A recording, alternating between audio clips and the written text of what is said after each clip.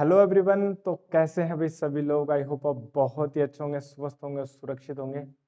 मेरा नाम है Amit Kumar and I can welcome you on this platform. तो चलिए स्टार्ट करते हैं। हमारे प्रीवियस लेक्चर में हमने कहाँ तक कर लिया था सिलेबस। जैसा कि हमने आप चैप्टर जो चल रहा है वो चल रहा है करंट इलेक्ट्रिसिटी का, और करंट इलेक्ट्रिसिटी में प्रीवियस लेक्चर में हमने आपको बताया था ड्रिफ्ट वेलोसिटी के। That was our main centre topic in previous lecture.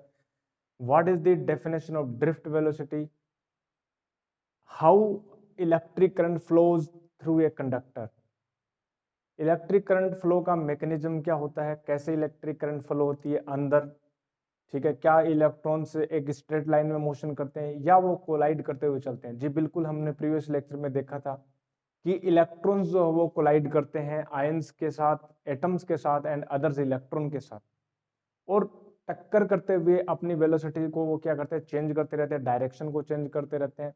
लेकिन जैसा कि पोटेंशियल डिफरेंस हमने लगाया था, तो पोटेंशियल डिफरेंस लगाने पर हुआ क्या? पोटेंशियल डिफरेंस लगाने पर इलेक्ट्रॉन्स जो हैं हालांकि कोलाइड करते हैं, अभी भी इलेक्ट्रॉन से कोलाइड करते हैं, अभी भी आयन से कोलाइड करते हैं, बट एक एक्सटर्नल फोर्स लग जाता है, कोलम्बिक फोर्स लगता है, उसके कारण एक पर्टिकुलर डायरेक्शन में वो क्या हो जाते हैं, अलाइन होने एक पर्टिकुलर डायरेक्शन में ट्रेवल करने लग जाते हैं through a average constant velocity, average constant speed, that is called different drift velocity।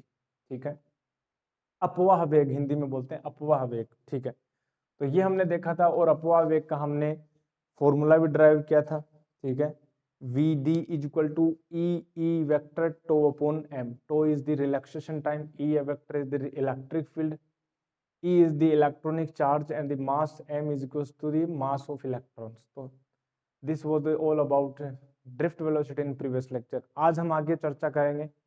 Current हमने बता दिया आपको करंट क्या होती है, ड्रिफ्ट वेलोसिटी हमने बता दी। अब एक बहुत ही इंपॉर्टेंट जो एक रिलेशन आता है इलेक्ट्रिक करंट और ड्रिफ्ट वेलोसिटी के अंदर रिलेशन। ठीक है, the relation between electric current and drift velocity वो हम करेंगे इसमें आज इस लेक्चर में। साथ ही साथ और भी हम बताएंगे, करंट डेंसिटी के साथ रिलेशनशिप करेंगे। ठीक है, वो हम देखेंगे। तो देखिए कैसे होता है current, electric current and drift velocity के बीच में रिलेशन। ठीक है, तो हेडिंग डालेंगे अपने पास। ठीक है, एक सेकंड जरा। ओके, देखिए अपने पास हेडिंग डालेंगे क्या, relation between electric current and drift velocity.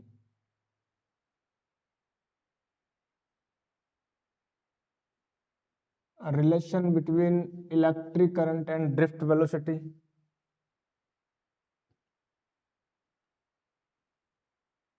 relation between electric current and drift velocity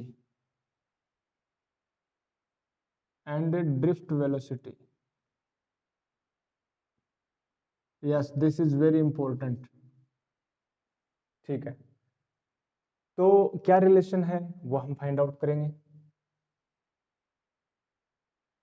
very important होगा। देखो जैसा कि हम अपने पास बेस बनाते हैं, कैसे किया था हम प्रीवियस लेक्चर में हमने बताया था कि मान लीजिए आपके पास एक कंडक्टर है। ठीक है, डायरेक्ट हम लिख रहे हैं बिना कोई लैंग्वेज को बनाते हुए। देखिए डायरेक्ट हम लिख रहे हैं कि एक कंडक्टर है, इस कंडक्टर की अपने पास, ठीक है, अपने पास देखो कुछ इस प्रकार से ये कंडक्टर है, और इस कंडक्टर की लेंथ मैंने बोला कि इस कंडक्टर की लेंथ हमने बोला L है। ठीक है, और क्रॉस सेक्शनल एरिया जो है वो A है, A इसका क्रॉस सेक्शनल एरिया है। इसको एक कनेक्टिंग वायर के माध्यम से एक एक्सटर्नल बैटरी के द्वारा की से हमने इसको कनेक्ट कर दिया। ठीक है, V वोल्ट की बैटरी है। ठीक है, ये तो होगा क्या, होगा ये कि इलेक्ट्रॉन्स इलेक्ट्रॉन ट्रेवल करेंगे कुछ इस प्रकार से। हम ये बोल सकते हैं कि इलेक्ट्रॉन के अपोजिट डायरेक्शन में पॉजिट्रॉन ट्रेवल कर रहे हैं, हम मान सकते हैं ऐसा। ठीक है, तो हम ये बोलते हैं कि मान लीजिए या आप ऐसे करो कि बैटरी को चेंज कर दो, रिवर्स कर दो, ठीक है, या आप ऐसे बोल दो कि यहाँ पर इलेक्ट्रॉन कैसे ट्रेवल करेंगे, इस प्रकार से अपोजिट डायरेक्शन। ये जो है वो इलेक्ट्रॉन ट्रेवल कर रहे हैं, ठीक है।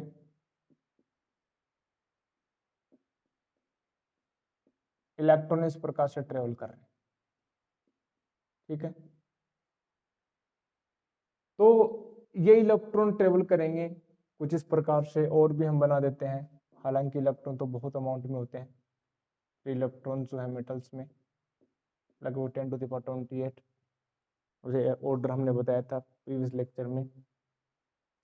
तो कुछ इस प्रकार से अपने पास तो होगा क्या, अब हम चार्ज कैलकुलेट करते हैं, कितना चार्ज यहाँ से ट्रेवल कर रहा है, ठीक है।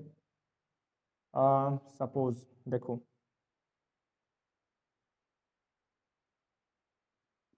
here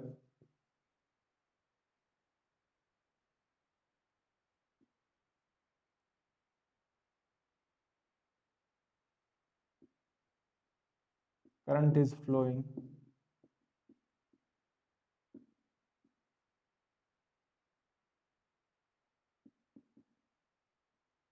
in a conductor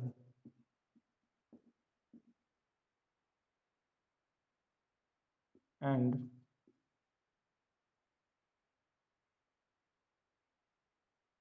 suppose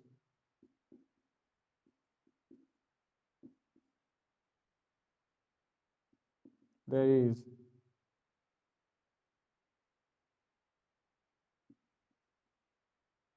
free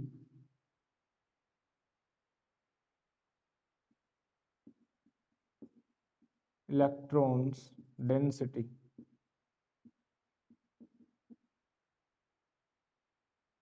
is n, ठीक है।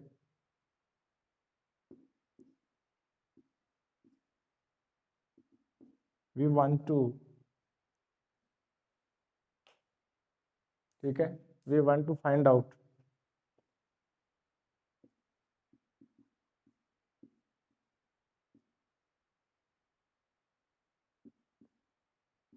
the charges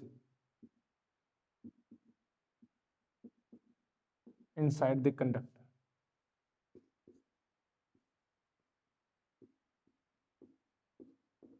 तो देखो चार्ज हमें फाइंड आउट करना है, कितना चार्ज प्रेजेंट है, वो चार्ज कितना ट्रेवल कर रहा है इससे, वो हम देखेंगे, ठीक है। तो देखो एक इलेक्ट्रॉन के ऊपर चार्ज कितना होता है, ई होता है इलेक्ट्रॉनिक चार्ज। हमें फर्स्ट ऑफ ऑल कैलकुलेट करना पड़ेगा कि how many electrons are available in this conductor of cross section area a and length है, ठीक है। जैसा कि हमने अज्यूम किया है कि जो एन है वो फ्री इलेक्ट्रॉन चार्ज डेंसिटी या free electrons number of free electrons है, ठीक है, पर यूनिट वॉल्यूम में, ठीक है। तो चार्ज को कैसे करेंगे, देखो पहले तो हम कैलकुलेट करते थे number of electrons, the number of electrons the number of electrons in the conductor कितने हैं वो हम कैलकुलेट करेंगे। एन कितने हैं, देखो हम ये बोल रहे हैं ये एन है, ठीक है, हमें कैलकुलेट करना है एन। तो यूनिट वॉल्यूम में कितने हैं, एन है, तो वॉल्यूम कितना है, एल इंटू ए। तो ये हो जाएगा अपने पास एन ए एल, ठीक है। ये यूनिट वॉल्यूम में नंबर ऑफ इलेक्ट्रॉन्स हैं, और हम हमारे पास जो वॉल्यूम ऑफ कंडक्टर है वो है ए एरिया इनटू लेंथ, तो ये अपने पास नंबर ऑफ इलेक्ट्रॉन्स हो गए। नाउ द चार्ज है, ठीक है, द टोटल चार्ज कितना होगा, the total charge inside the conductor कितना होगा,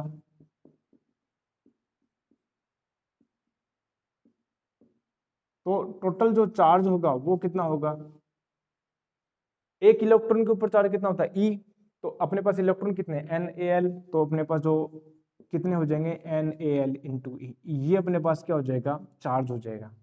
और ये चार्ज जो है ये चार्ज यहाँ से ट्रेवल कर रहा है और इस क्रॉस सेक्शन एरिया से फ्लो रहा है, ठीक है, मान लेते हैं अपने पास ये क्रॉस सेक्शन एरिया है, यहाँ से इतना चार्ज ट्रेवल कर रहा है। और मान लीजिए टाइम, ठीक है, let us take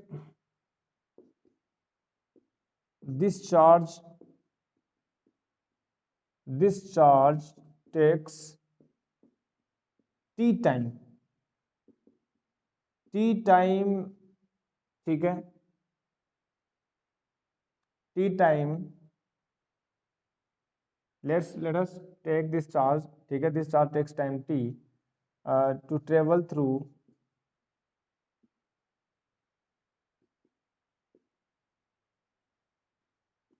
cross sectional area ए।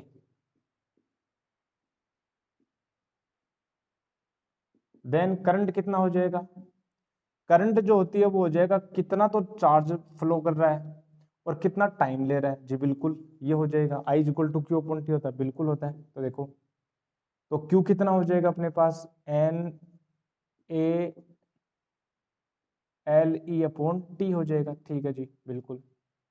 तो ये हमने किया, बट हमें हमारे पास हमें हमें रिलेशन फाइंड आउट करना है ड्रिफ्ट वेलोसिटी एंड करंट में। ठीक है, सिंस ड्रिफ्ट वेलोसिटी का फॉर्मूला क्या ड्राइव किया था हमने प्रीवियस लेक्चर में, वो देखेंगे। देखो इतना हो गया अपने पास। देखो, since drift velocity since drift velocity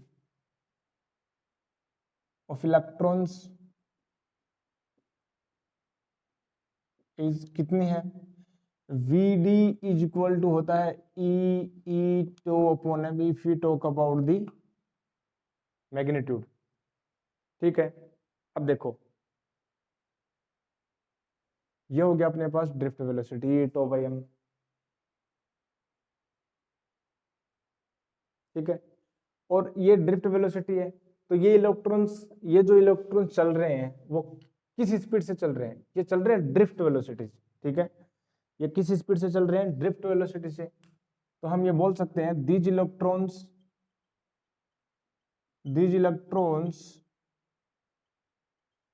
ठीक है, हैव वीडी स्पीड, यस। ठीक है, तो वी ऑल्सो, ठीक है, ड्रिफ्ट वेलोसिटी वीडी। ठीक है, ऑल्सो वी कैन राइट, क्या हम राइट कर सकते हैं, जो स्पीड जो होती है वो होती है डिस्टेंस अपॉन टाइम। तो कितना डिस्टेंस ट्रेवल कर रहे हैं चार्जेस, एल डिस्टेंस कर रहे हैं, टाइम कितना ले रहे हैं, टी। ठीक है, और l upon t equal to vd है, तो यहां पर हम कर देंगे वीडी पुट आउट। ठीक है, ये इक्वेशन नंबर 2 हो गई, ये इक्वेशन नंबर 1 हो गई। नाउ सिंपल, ये तो बहुत इजी था। ठीक है, now from equation 1 and 2,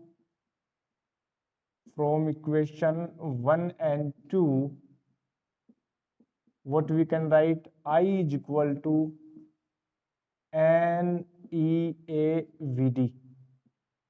So this is the relation between electric current and drift velocity, I is equal to NEAVD. ठीक है, बहुत इंपॉर्टेंट, अच्छा रिलेशन है। ठीक है, ये बहुत इंपॉर्टेंट है। और v D is equal to e tau by m, ये वाला भी इंपॉर्टेंट है अपने पास, ये मैग्नीट्यूड है। ठीक है, ये वाला भी इंपॉर्टेंट है। अब देखो, हम बात करें करंट डेंसिटी की।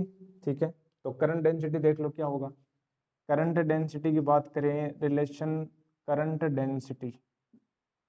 तो करंट डेंसिटी की हम बात करें तो जे जो होता है करंट डेंसिटी, वो होता है आई अपॉन ए, और आई जो अपने पास यहाँ पर दे रखा है N E A V D, A से कैंसिल आउट हो गया, एन ई हो गया एन ई वी डी। तो अपने पास हो गया J is equals to N E V D. ठीक है, ऑब्वियसली बात है, ये हो जाएगा। यदि हम इसको वेक्टर फॉर्म में लिखें तो देखो, जे वेक्टर की जो डायरेक्शन होती है वो करंट की डायरेक्शन में होती है, और अपने पास करंट किस तरफ फ्लो हो रही है, करंट इस प्रकार से फ्लो हो रही है, ऐसे करंट फ्लो हो रही है अपने पास, ऐसे इलेक्ट्रॉन्स फ्लो हो रहे हैं ऐसे, यानी ड्रिफ्ट वेलोसिटी इस पर अपोजिट डायरेक्शन में। तो यहाँ पर नेगेटिव साइन आ जाएगा, minus N E V D vector, ये अपने पास हो गया। ठीक है, minus N E V D vector. तो ये रिलेशन हो गया अपने पास electric current and drift velocity में। ठीक है, ये अपने पास ये टॉपिक हुआ कंप्लीट। बहुत इजी टॉपिक था, बहुत ही सिंपल एंड स्वीट। अब देखिए अपने पास आगे चलते हैं नेक्स्ट टॉपिक में, दैट इज इसी से, इस ड्रिफ्ट वेलोसिटी से हम प्रूव करेंगे कूलम्ब्स लॉ। ठीक है, सॉरी, अपने पास जो ओम्स लॉ, ठीक है, अपन डिड्यूस करेंगे how can we drive Ohm's law through the drift velocity and through the electric current. ठीक है, तो चल पहले इसको नोट करेंगे जल्दी से और फिर हम आगे चलते हैं इसको। ये हो गया अपने पास कंप्लीट। तो यहां पर हम बात करते हैं ओम्स लॉ की, सॉरी, यस, ओम्स लॉ की हम बात करेंगे। ओम्स लॉ का जो है डेरिवेशन, जैसा कि हमने बताया था, लॉ है, फंडामेंटल लॉज है, इनका कोई डेरिवेशन होता नहीं, but still we use the analogy of drift velocity. ठीक है, ये एक्सपेरिमेंटल लॉज हैं, एक्सपेरिमेंटली प्रूवन लॉज हैं। ओम्स लॉ है, कूलम्ब्स लॉ है, एम्पियर्स लॉ है, ये सारे क्या है, फंडामेंटल लॉज हैं, ग्रेविटेशनल लॉज हैं। तो इनका कोई प्रूफ होता नहीं एक्चुअल में, बट हमने अब तक जो है जो रिलेशन फाइंड आउट किए ड्रिफ्ट वेलोसिटी में, इनके माध्यम से हम क्या कर सकते हैं, एक आइडिया ले सकते हैं कि कैसे ओम्स लॉ को हम ड्राइव कर सकते हैं, और एग्जाम में भी आता है। ठीक है, एग्जाम में भी आता है। तो यहाँ पर हम नया टॉपिक डालते हैं अपने पास, दैट इज डेरिवेशन। ठीक है, ये डिडक्शन अपने पास देखो।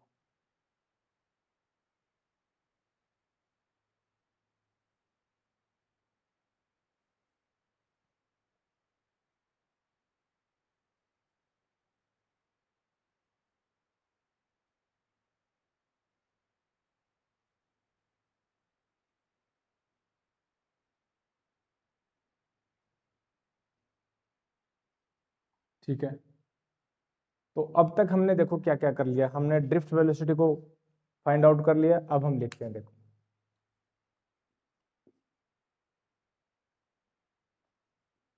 Since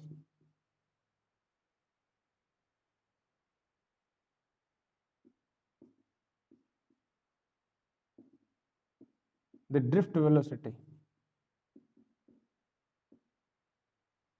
the drift velocity of free electrons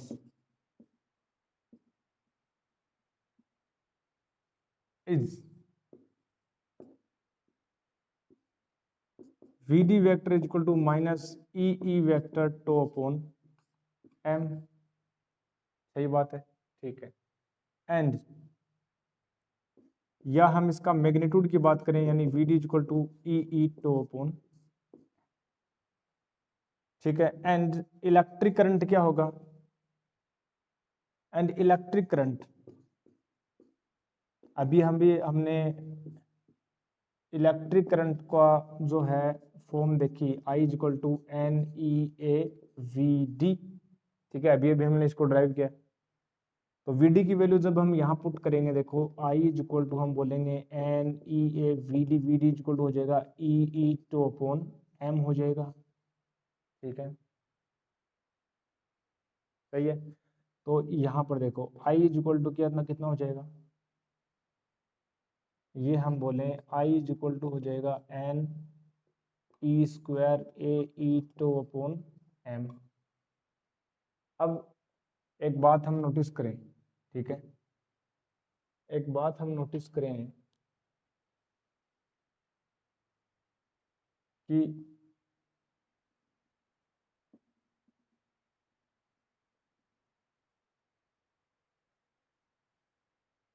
potential difference and electric field में, देखो हमें पोटेंशियल डिफरेंस लाना है, क्योंकि V इक्वल टू होता है IR ओम्स लॉ में। ठीक है, तो देखो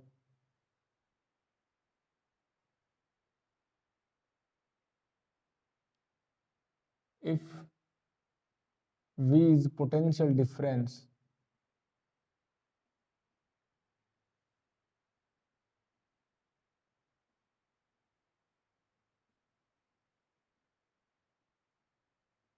across द कंडक्टर देन हम बोल सकते हैं V इज इक्वल टू हो जाएगा E इंटू डी होता है, यहाँ पर लेंथ है L। ठीक है, तो यहाँ पर देखो पुट करेंगे वैल्यूज, इक्वेशन नंबर 1 में हम पुट कर देंगे। तो I इज इक्वल टू कितना हो जाएगा, एन ई स्क्वायर ए, तो E इज इक्वल टू हो जाएगा V अपॉन L यानी L। ठीक है, और V अपॉन I रेशियो की बात करें तो ये हो जाएगा ml upon n e square tau A. ठीक है, अब देखो ये अपने पास form I V upon I, m जो है वो मास ऑफ इलेक्ट्रॉन है। ठीक है, L जो है वो लेंथ ऑफ कंडक्टर है, n जो है number density of electrons, E जो इलेक्ट्रॉनिक चार्ज है, tau relaxation time, it is fix for a particular matter particular conductor, A is the area of cross section, and this is constant, and this is constant for a particular conductor and if physical conditions are fixed। अब देखो यहाँ पर क्या हम बोल सकते हैं कि V अपॉन आई जो है कांस्टेंट है, वो कांस्टेंट क्या आता है, R आता है, यानी रेजिस्टेंस आता है। तो रेजिस्टेंस किसके इक्वल हो गया, ml upon n e square tau into A. तो यहाँ से अपने पास एक फॉर्म आती है रेजिस्टेंस की, थस हम ये बोल सकते हैं कि जो रेजिस्टेंस की एक्सप्रेशन आती है वो आती है ml upon n e square tau into a. This is the resistance of a conductor in terms of mass of electrons, length of conductor, free electrons number density, electronic charge, relaxation time and the cross sectional area। यहां तक हो गया। also resistance जो होता है वो होता है rho L upon A in terms of resistivity, length and cross sectional area. ठीक है, तो यहां से देखो रो जो है, कंपेयर करें दोनों को, तो रो जो निकल के आता है वो आता है m upon n e square tau. This is the resistivity in terms of mass of the electron, number density, electronic charge and relaxation time। तो ये अपने पास निकल के आते हैं, दोनों इंपॉर्टेंट फॉर्मूले। ठीक है, यहां से बहुत ही इंपॉर्टेंट कंक्लूजन निकल के आता है अपने पास। देखो ये भी इंपॉर्टेंट है, ये भी इंपॉर्टेंट है। ठीक है, यहां पर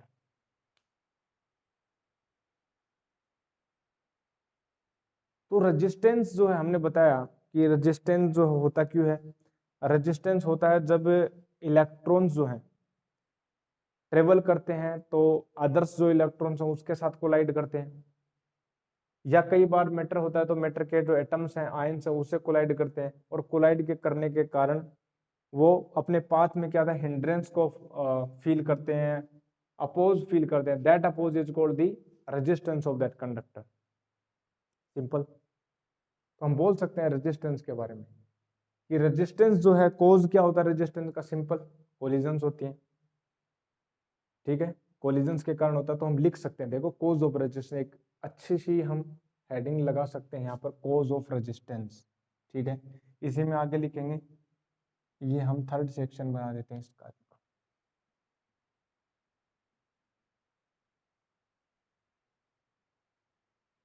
कोज ऑफ रेजिस्टेंस, इसी में एक नोट लगा के लिख लो या कुछ भी,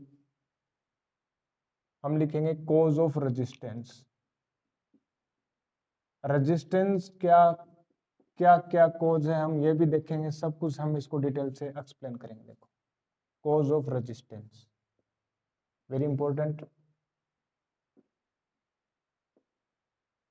ठीक है, ये देखो पहली बात हम बात करें तो सिंपल रेजिस्टेंस का कोज क्या है, कोलिजन।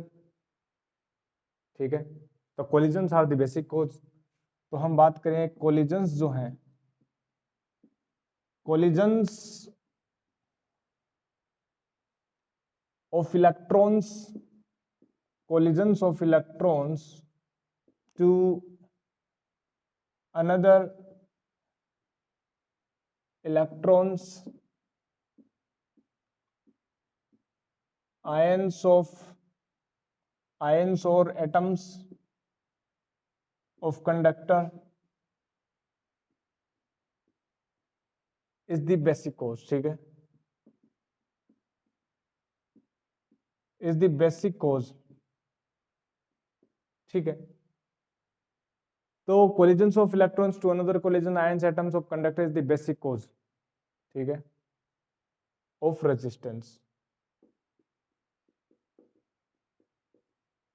सिंपल सी बात है, ठीक है। वेन क्या होता है जब कोलाइड करते हैं, ठीक है, एक्सेलरेट करते हैं तो, ठीक है, सिंपल सी बात।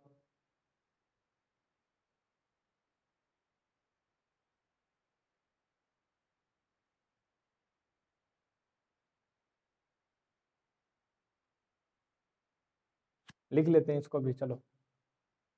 when we apply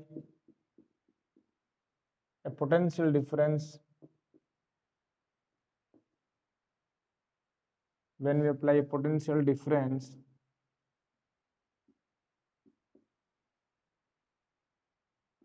then the electrons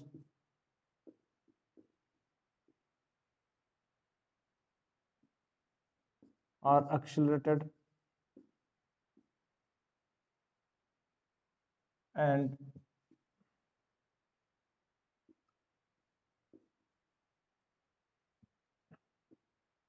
they perform collisions, ठीक है।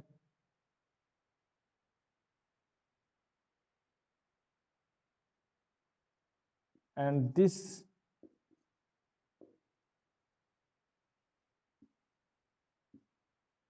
results in the resistance of the conductor, resistance of conductor, ठीक है। अब बात करें कि देखो यहां से भी हम आइडिया ले सकते हैं।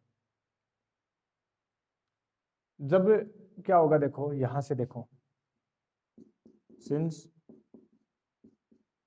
रेजिस्टेंस जो है वो आता है अपने पास ml upon n e square tau into A, तो यहां से हम क्या बोल सकते हैं कि जो रेजिस्टेंस है वो इनवर्सली प्रोपोर्शनल होता है टाउ के, ठीक है, ये बोल सकते हैं। When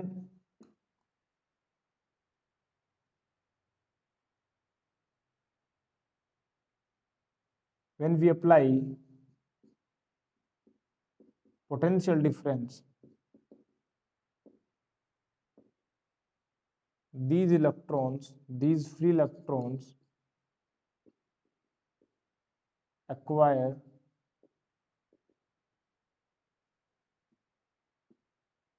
more energy, additional energy बोल सकते हैं,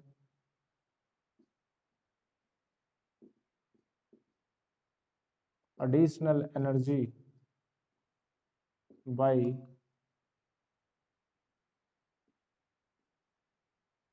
Coulombic force, hence their relaxation time decreases।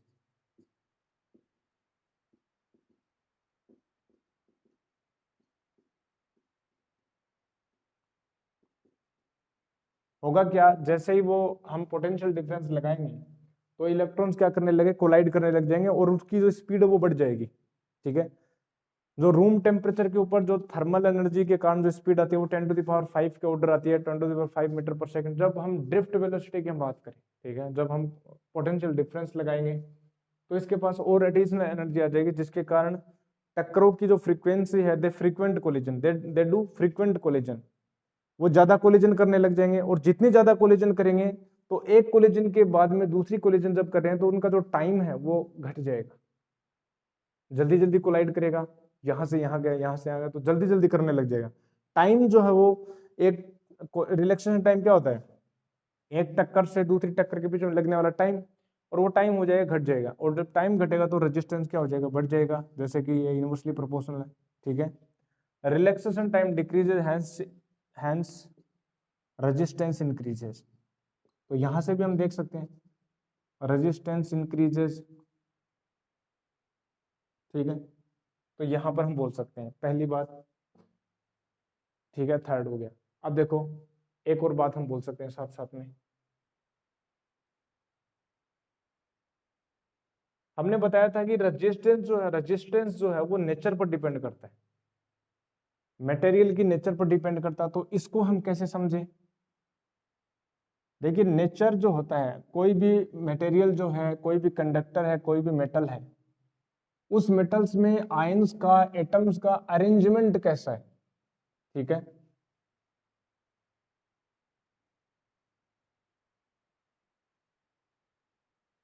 किसी भी मेटल में, किसी भी मटेरियल में, कंडक्टर में, हर एक कंडक्टर का, हर एक मटेरियल का जो अपने पास जो स्ट्रक्चर है, ठीक है, जो एटम्स का जो अरेंजमेंट है वो अलग अलग होगा, डिफरेंट डिफरेंट होता है। हर एक मेटल्स की कुछ अपने पास खास प्रॉपर्टी होती है, उसके जो एटॉमिक है, उसके जो एटम्स हैं, उसके जो आयंस है, अलग अलग टाइप से रीअरेंज होते हैं, ठीक है। अपने पास क्रिस्टलोग्राफी में पढ़ेंगे, ठीक है। तो क्रिस्टल्स हर एक का अलग अलग होगा, अलग अलग फॉर्म होगा, ठीक है। जैसे कि हम बात करें कि अपने पास जो अलॉयज हैं, ठीक है, निकल अपने पास है, ठीक है, तो इनका अलॉय जो होता है उनमें ज्यादा रेजिस्टेंस फेस करना पड़ता है। क्यों? क्योंकि उनकी जो रैंडम ओरिएंटेशन होता है एटम्स का, ठीक है, रैंडम ओरिएंटेशन होने के कारण क्या, कोलिजन की जो फ्रीक्वेंसी वो बढ़ जाएगी, ठीक है। तो ये कारण होता है। तो ये किस पर डिपेंड करता है? हर एक मटेरियल की अलग अलग होता है। तो इसलिए इससे हम ये समझ सकते हैं कि रेजिस्टेंस जो है वो नेचर ऑफ मटेरियल पर डिपेंड करता है, क्योंकि अरेंजमेंट अलग अलग होगा। जिस भी कंडक्टर का, जिस भी मेटल का अरेंजमेंट जो वो डिसऑर्डरली होगा, किसी एक पर्टिकुलर ऑर्डर में नहीं होगा, उसमें कोलिजन की फ्रीक्वेंसी ज्यादा होगी, कोलिजन ज्यादा होंगे, ठीक है। फ्रीक्वेंट कोलिजन होंगे, बार बार कोलिजन होंगे, तो उसके कारण रेजिस्टेंस क्या हो जाएगा? बढ़ जाएगा, ठीक है। तो ये अपने पास एक रीजन है कि क्यों रेजिस्टेंस जो है वो नेचर पर डिपेंड करता है। तो फोर्थ हम बोल सकते हैं resistance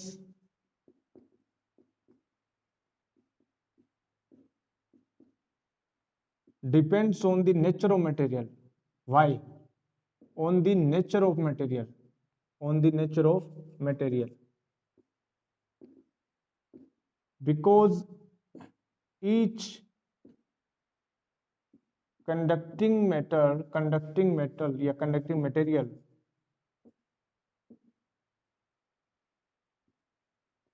has its specific arrangement of atoms, molecules,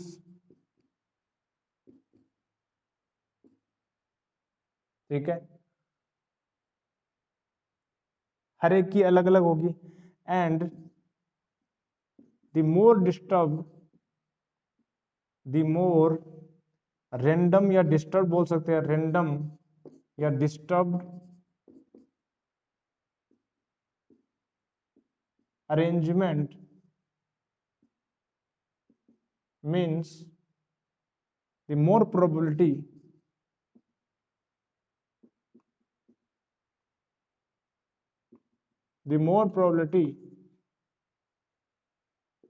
of occurring collision,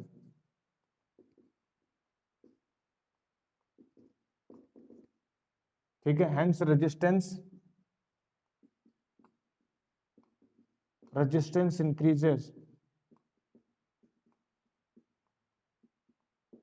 increases for those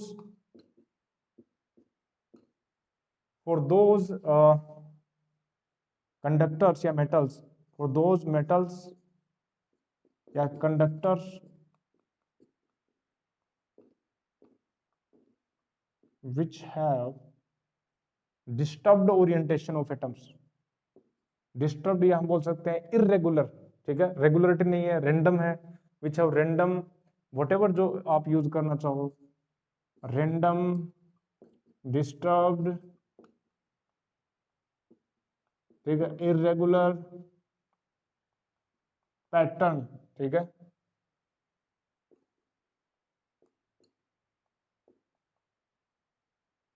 pattern of its molecules, atoms. ठीक है, जैसे एग्जांपल अलॉयज जो होती हैं, ठीक है, अलॉयज जो है ये शो करती हैं, ठीक है। अलॉयज में अपने पास निकल क्रिस्टल आता है, ठीक है, एक second.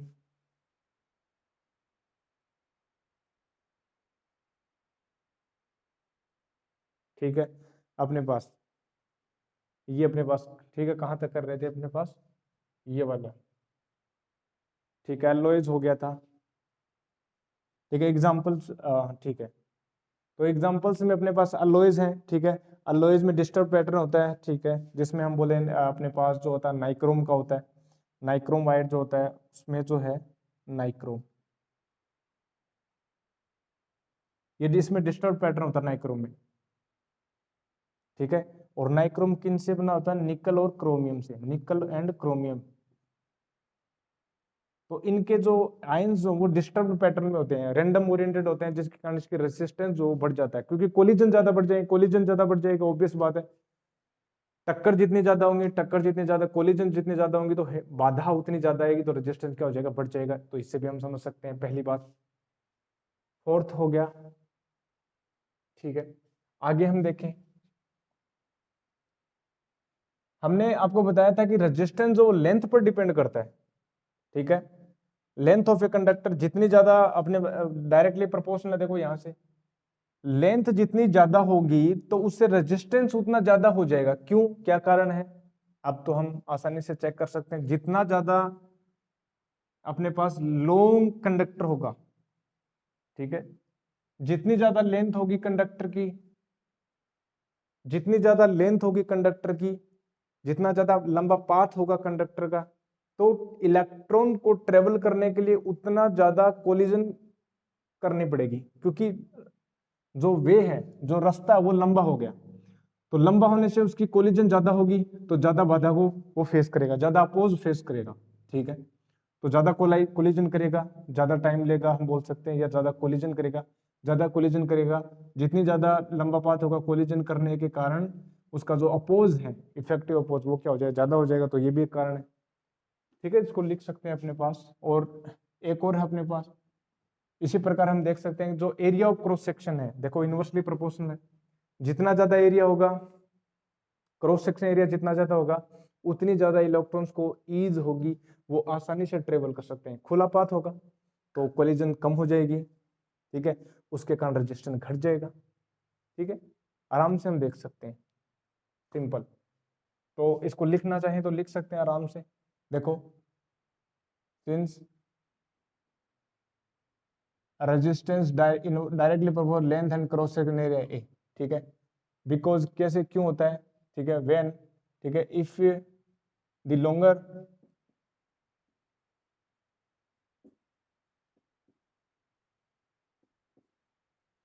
length conductor means the electrons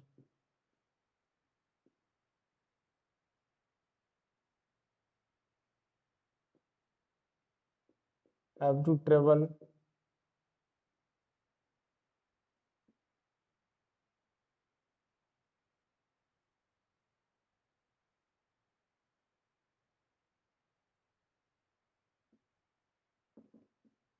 with more collisions,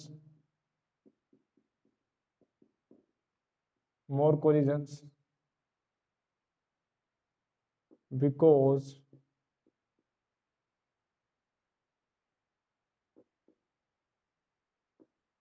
they have to travel a longer path, ठीक है, पहली बात। और क्या है क्रॉस सेक्शन एरिया,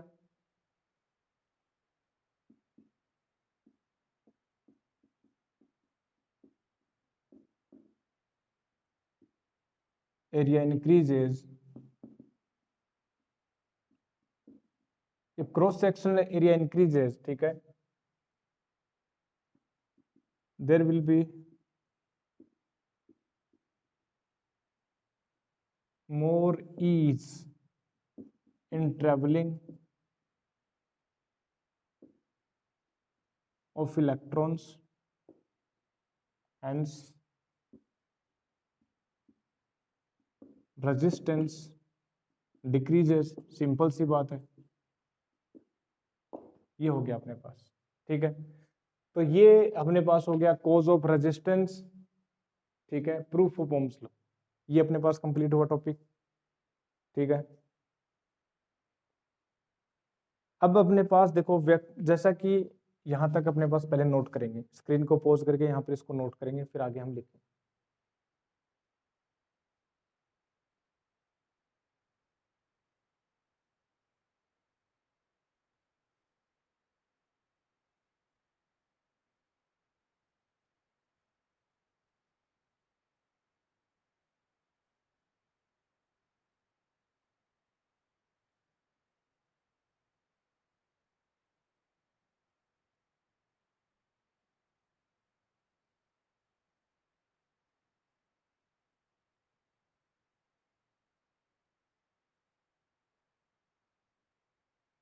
ठीक है, यहां तक हुआ कंप्लीट।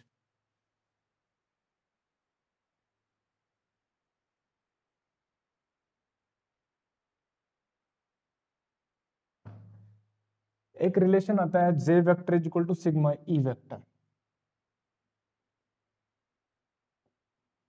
क्या है ये, हम कर चुके हैं पहले। This is the vector form of Ohm's law. कैसे आती है, ड्राइव कर लेते हैं। अभी देखो अपने को क्या चाहिए, जे वेक्टर चाहिए, बिल्कुल I is equal to n B से आ जाएगा। देखो since I is equal to क्या होता है, N E A V D. ठीक है, और हमें चाहिए जे। ठीक है, अब देखो यहां तक ये अपने को पता है। ऑल्सो वी डी क्या होता है, ई ई टो अपॉन एम। तो यहां पे इसको पुट कर देंगे। देखो आई इज इक्वल टू हो जाएगा अपने पास, वी डी हो जाएगा e E tau upon m, यानी आई इज इक्वल टू आया n e square A tau upon m into E. ठीक है,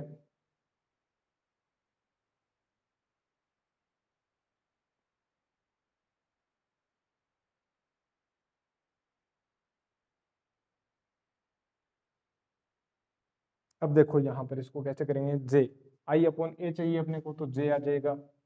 और यहां पर देखो, ठीक है,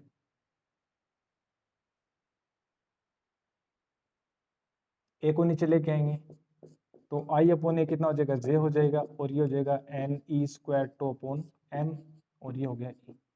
अब चूंकि अपने को पता है, अपने को क्या पता है, अपने को पता है कि जो रो है वो होता है m upon n e square tau होता है।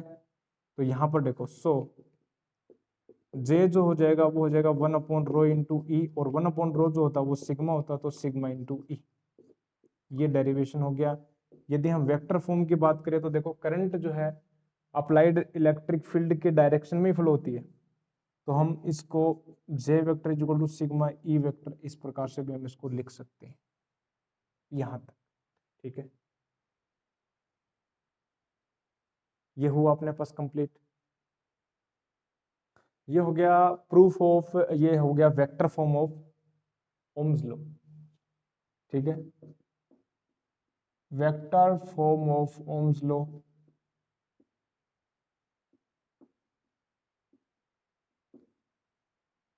ये अपने पास होता है कंप्लीट। ठीक है, अभी अपने पास एक टॉपिक और बचा हुआ है, mobility of free charge carriers. ठीक है, हम बात करेंगे मोबाइलिटी के बारे में, गतिशीलता जिसको हिंदी में बोलते हैं, वो भी हम बात करेंगे। साथ ही साथ अपने पास आगे और भी टॉपिक्स हैं, फिर न्यूमेरिकल्स आएंगे, उनकी बात करेंगे। ठीक है, तो आज के लिए जो है इस लेक्चर को यहीं तक रखते हैं। ठीक है, बाद में हम बताएंगे मोबाइलिटी के बारे में कि कैसे कैसे कैसे मोबाइलिटी हम, क्या होती है डेफिनेशन, मोबाइलिटी मीन्स होता क्या है, गतिशीलता। ठीक है, it is the acquired speed in unit if we apply unit electric field. ठीक है, तो ये डेफिनेशन है। फिर साथ ही साथ में हम सेमीकंडक्टर की भी बात करेंगे थोड़ी, सेमीकंडक्टर के लिए मोबिलिटी क्या होती है, साथ ही साथ हम कंडक्टिविटी की भी बात करेंगे, कंडक्टिविटी एंड मोबिलिटी में क्या रिलेशन होता है, ठीक है। तो वो नेक्स्ट लेक्चर में करेंगे, आज के लिए हम इतना ही रखते हैं इस लेक्चर को। तो आशा करता हूँ नोट्स बना रहे होंगे पेपर और प्रिपरेशन कर रहे होंगे लगातार। तो आपको मिलता हूँ मैं नेक्स्ट लेक्चर में। तब तक के लिए क्या करना है, अपने नोट्स बनाएं, रिवीजन करें, साथ ही साथ में जितनी प्रॉब्लम्स आप कर सकते हैं कैलकुलेट सोल्व कर सकते हैं वो हम करें। साथ ही साथ में हम एंड में, जैसा कि हम हर एक लेक्चर के एंड में हम आपको बताते हैं क्वेश्चन आईआईटी के, मेडिकल के, ठीक है, या बोर्ड में आए हुए जितने भी, वो हम कैलकुलेट करेंगे। या तो हम एनसीईआरटी के भी लेंगे, सीबीएसई आरबीसी का इंक्लूडेड हो जाएगा, नीट वाले पोर्शन भी हो जाएगा, आईआईटी जेई, ठीक है। जितने भी जो हो सकते हैं मैक्सिमम लेवल के वो हम सारे करेंगे क्वेश्चन, ठीक है। तो मिलता हूं मैं नेक्स्ट लेक्चर में, तब तक के लिए क्या करना है, stay healthy and stay happy, keep taking liquid diet. I will meet you next lecture. Thank you very much.